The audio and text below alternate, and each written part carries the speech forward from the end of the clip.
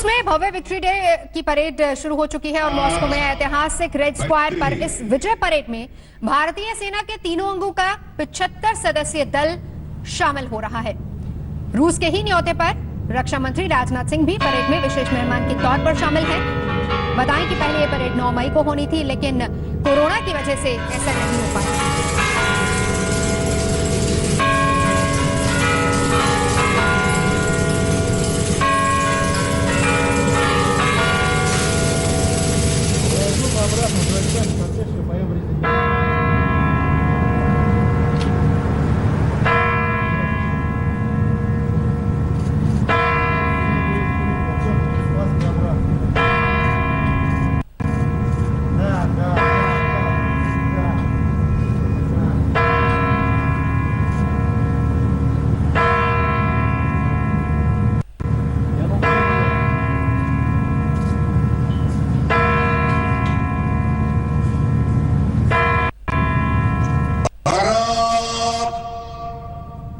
Государственный флаг Российской Федерации и знамя Победы!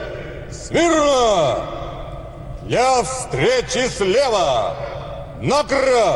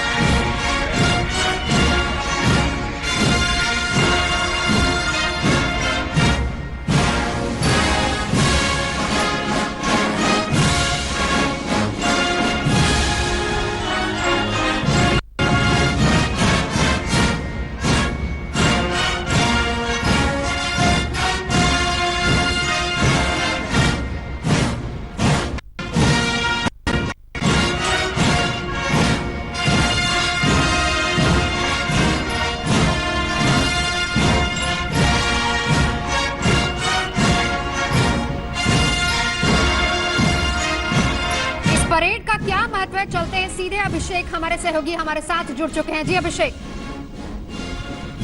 देखिए, ये परेड हर साल होती है, ये विक्ट्री डे मनाया जाता है। इस साल 75वां साल है और भारत के रक्षा मंत्री राजनाथ सिंह खुद गए हैं रूस इसको अटेंड करने। और इम्पोर्टेंट बात यह है कि भारतीय एक दल भी इस परेड में हिस्सा ले रहा है। नौसेना से, वायुसेना और थल सेना तीनों से ट्राई सर्विस दल गया है जो कि इस परेड में हिस्सा ले रहा है। 19 देशों की सेनाओं से यहाँ पे जो हैं कर्मी आए हैं जो इस परेड में हिस्सा ले रहे हैं और 60,000 से ज़्यादा सेना के लोग इन 19 देशों से आए हैं जो इस परेड का हिस्सा हैं। और मॉस्को ही नहीं बल्कि और शहरों में भी इस तरह की परेड निकाली जा रही है रूस में। और बड़ी बात यह है कि यहाँ पे एक चीनी दल भी है जो कि इस परेड में हिस्सा ले रहा है। तो ये बड़ी बात है कि इस समय जो हालात हैं भारत और चीन के बीच में, उसके बावजूद चीनी सेना और भारतीय सेना कदम से कदम मिला के कम से कम यहाँ पर तो दिख रहे हैं आज। ये जो परेड है ये सालों से प्रथा चली आ रही है। इस साल 75वां साल है, बल्कि राजनाथ सिंह से पहले भी कई भारतीय नेता इस परेड को देखने जा चुके हैं और जो ये सेरेमनी होती है इसका हिस्सा रह चुके हैं। प्रणब मुखर्जी बल्कि 2 बार गए हुए हैं, एक बार 1995 में जब वो विदेश मंत्री थे और उसके बाद एक बार जब वो भारत के राष्ट्रपति थे।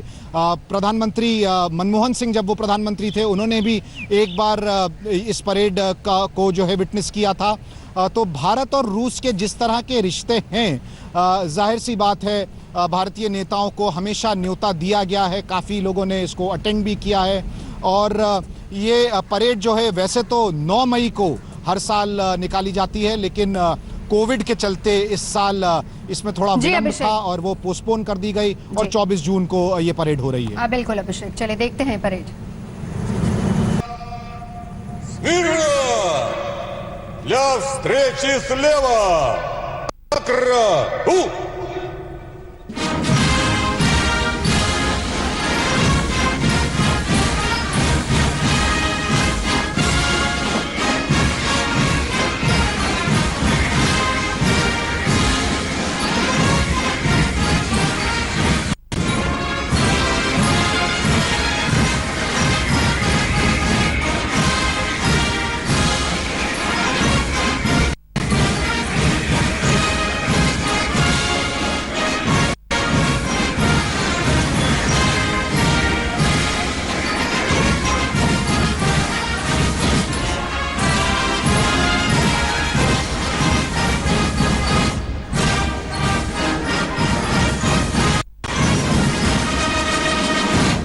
Товарищ министр обороны Российской Федерации, войска Московского гарнизона для парада во знаменование 75-й годовщины Победы в Великой Отечественной войне построены. Командующий парадом генерал армии Салюков.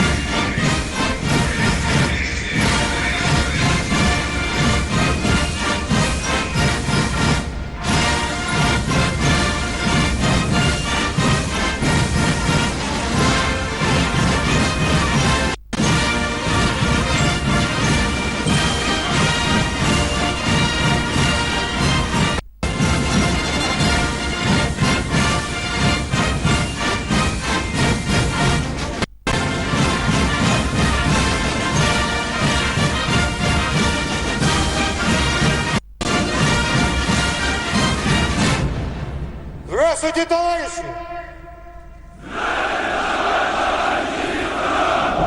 Поздравляю вас с 75-й годовщиной Победы в Великой Отечественной войне!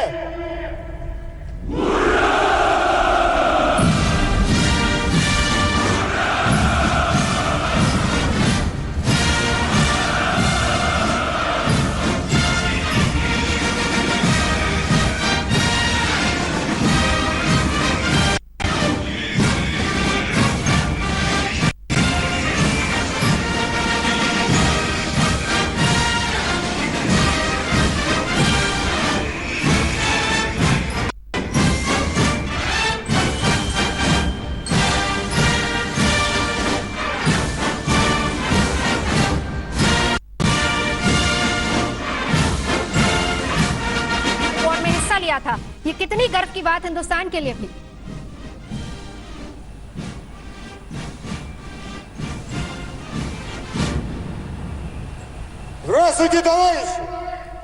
अभिषेक, अगर मेरी आवाज आप तक आ रही है, हिंदुस्तान के लिए कितने गर्व की बात है, क्योंकि जो 75 सदस्यीय टुकड़ी यहां पर हिस्सा ले रही है, ये वही सिख लाइट इन्फेंट्री रेजिमेंट की मेजर रैंक के ऑफिसर हैं जो कि इसकी अगुवाई करेंगे, जिन्होंने दूसरे वर्ल्ड वॉर में भी हिस्सा लिया था।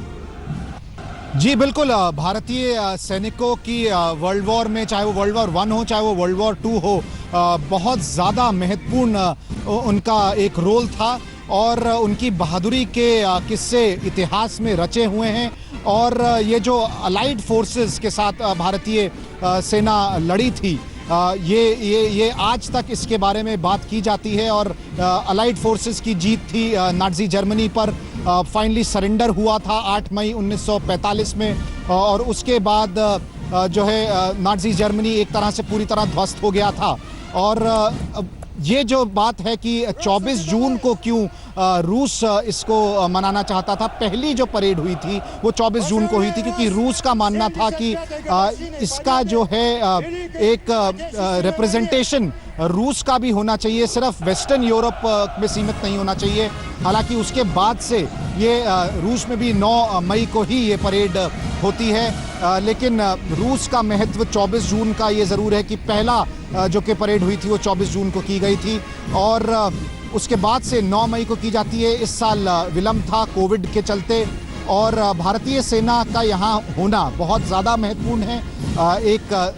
एक रिमाइंडर है, रिप्रेजेंटेशन है, दर्शाता है कि भारतीय सैनिकों ने किस बहादुरी से सेकेंड वर्ल्ड वॉर में लड़े थे और उनका महत्व बहुत ज़्यादा। Поздравляю вас с 75-й годовщиной победы в Великой Отечественной войне!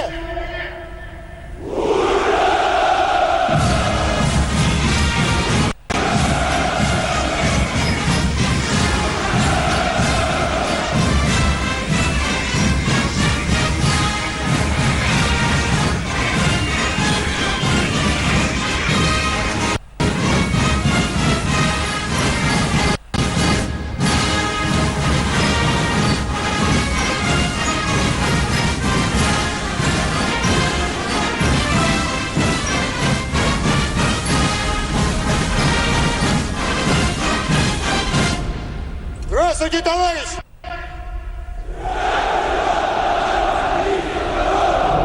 Поздравляю вас с 75-й годовщиной победы в Великой Отечественной войне!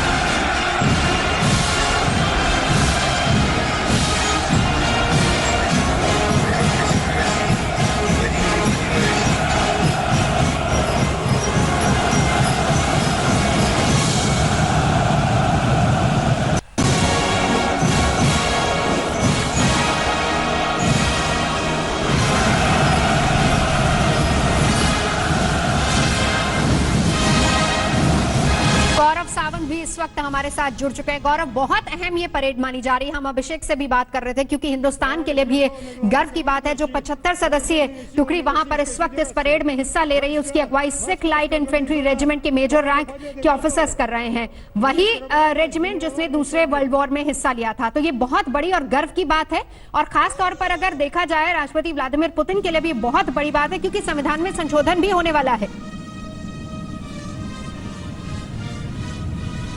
आपने बिल्कुल सही कहा। भारतीय सेना ने, हालांकि उस समय वो ब्रिटिश इंडियन आर्मी थी, द्वितीय विश्व युद्ध में उसने अहम भूमिका निभाई थी ब्रिटिश इंडियन आर्मी ने, और वो सैनिक, सिख लाइट इन्फेंट्री के वो सैनिक इस समय भी इस परेड में भाग ले रहे हैं। ये ट्राई सर्विसेज कंटिंजेंट है, आर्मी, नेवी और एयरफोर्स तीनों का कंटिंजेंट है, 75 सदस्यों का।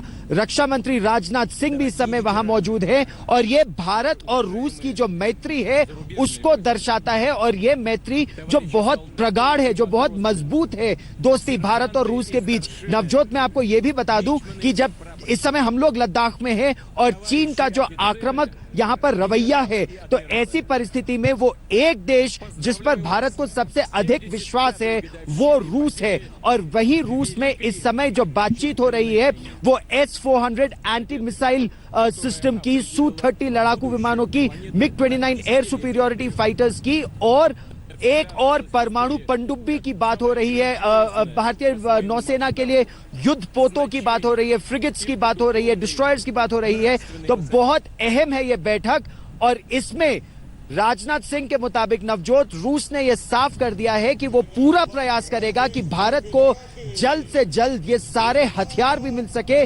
जो टाइमलाइन है उसको तो मेंटेन करेंगे ही, प्रयास ये रहेगा नवजोत कि टाइमलाइन से पहले भारत को युद्ध के हथियार मिल सके। और इसका एक इतिहास रहा है, आपको याद होगा नवजोत, 1999 में जब कारगिल की लड़ाई हुई थी तो रूस ने अपनी सेना के T-90 टैंक निकालकर भारतीय सेना को दिए थे ताकि भारत अपनी सरहदों की सुरक्षा कर सके।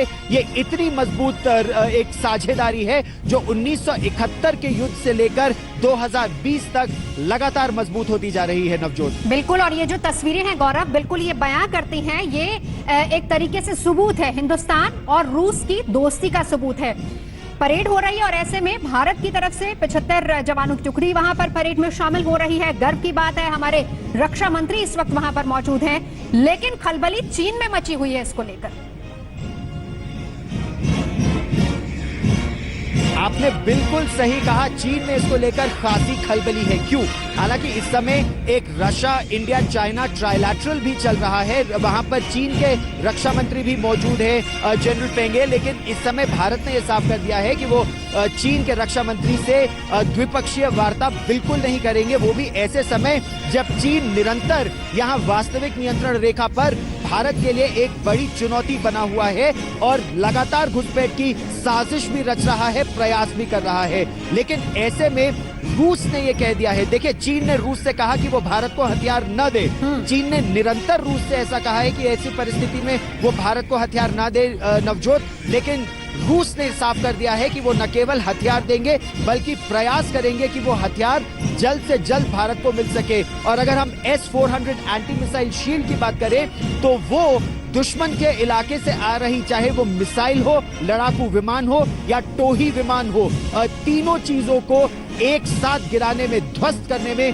सक्षम है। हालांकि ये बहुत ही कॉम्प्लिकेटेड एयर डिफेंस सिस्टम है, और लेकिन ये एक साथ दुश्मन के कई लड़ाकू विमानों को, रॉकेट्स को, मिसाइल्स को और अनमैन्ड एरियल व्हीकल्स को देख सकता है और उसको गिराने में सक्षम है। लेकिन इसको आने में लगभग साल, सवा साल और लगेगा, ट्रेनिंग में भी समय लगेगा। लेकिन रूस भरसक प्रयास ये कर रहा है कि भारत को तेजी से तेजी, चाहे वो सुखोई 30 एयर डोमिनेंस फाइटर्स, अगर मेरे पीछे जो लेह का एयरफील्ड है वहां से निरंतर ये Su-30 एयर डोमिनेंस फाइटर्स अभी उड़ान भर भी रहे हैं। मिराज 2000 तो फ्रांस में बने हैं, लेकिन उनके अलावा MiG-29 एयर सुपीरियोरिटी फाइटर्स और ये दोनों लड़ाकू विमान Su-30 और MiG-29, रूस हमें 33 और विमान दे रहा है। MiG-29 के एयरफ्रेम्स और अपग्रेडेड विमान और Su-30 एयर डोमिनेंस फाइटर्स 12 और अभी हम रूस से ले रहे हैं, और इससे इस क्षेत्र में भारत की सामरिक शक्ति और क्षमता बहुत तेजी से और बढ़ जाएगी नवजोत। बिल्कुल, और इसीलिए देखा जा सकता है क्योंकि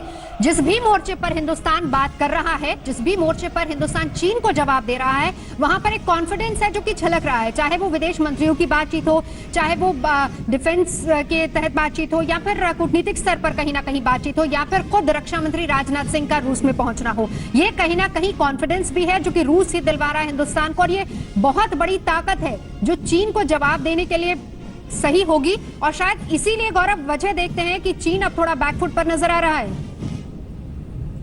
Здравствуйте, товарищи! जी हाँ, देखिए चीन पर हम विश्वास तो कतई नहीं कर सकते, लेकिन जो भारत और रूस का संबंध है, 1971 में तत्कालीन प्रधानमंत्री इंदिरा गांधी ने रूस के साथ एक करार किया था, और उसके तहत जब भारत ने पाकिस्तान को दो फाड़ किया और बांग्लादेश का जन्म हुआ, तो चीन ने घुसपैठ की कोशिश की साजिश तो की थी, लेकिन रूस ने उस समय अपनी 2 डिवीजन चीन और रूस की सीमा पर लगा दी थी, और चीन ये समझ गया था कि रूस भारत के साथ है, और चीन दुबक के बैठ गया। ये 71 की बात थी। 1999 में भी रूस ने तेजी से हथियार और सामग्री और रसद भारत तक पहुंचाई थी, जो भारत के मेन बैटल टैंक्स है। T-90 वो रूस ने 99 में हमें दिए थे। बिल्कुल गौरव, लौटेंगे आपके पास, लेकिन फिलहाल यहाँ वक्त एक ब्रेक का हो चला है। हम तुरंत लौटते हैं। गौरव सावंत हमारे साथ लगातार जुड़े हुए हैं। देखते रहिए आज तक। नमस्कार, मैं हूं अंजना ओम कश्यप। हमें उम्मीद है ये वीडियो आपको पसंद आया होगा। लेटेस्ट खबरों के लिए यूं ही देखते रहिए आज तक, और इस वीडियो के पसंद आने पर लाइक, शेयर एंड सब्सक्राइब करना ना भूलें।